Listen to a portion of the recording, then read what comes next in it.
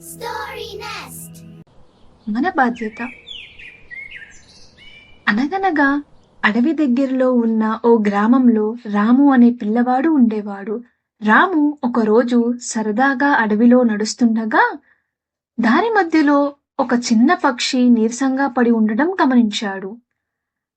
అది చూసిన రాము ఆ పక్షి దగ్గరకు వెళ్ళి, అయ్యో పక్షి, ఏమైంది నీకు అంటూ తల నిమురుతూ అడిగాడు. ఆ పక్షి తల పైకి లేపి జాలిగా చూసింది. రాము ఆ పక్షిని చేతిలోకి తీసుకొని రాము ఇంటికి తీసుకువెళ్ళాడు.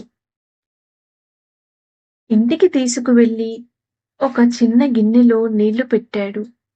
నీళ్లు తాగిన పక్షికి ఓపిక వచ్చింది. ఆ పక్షి కొంచెం సేపు విశ్రాంతి తీసుకుంది. రాము ఆ పక్షిని గమనిస్తూ కూర్చున్నాడు. పక్షికి నీరసం తగ్గింది అని గమనించిన రాము బయటకు తీసుకువెళ్లి ఆకాశంలోకి వదిలిపెట్టాడు. ఆ పక్షి చాలా ఆనందంగా ఎగురుకుంటూ వెళ్ళిపోయింది. పిల్లలు, ఎప్పుడు గుర్తుపెట్టుకోండి, ఇతర జీవులకు మనకు తోచిన సాయం చేయడం మన బాధ్యత. అలాగే వాటి స్వేచ్ఛకు మనం ఎప్పుడూ అడ్డుపడకూడదు.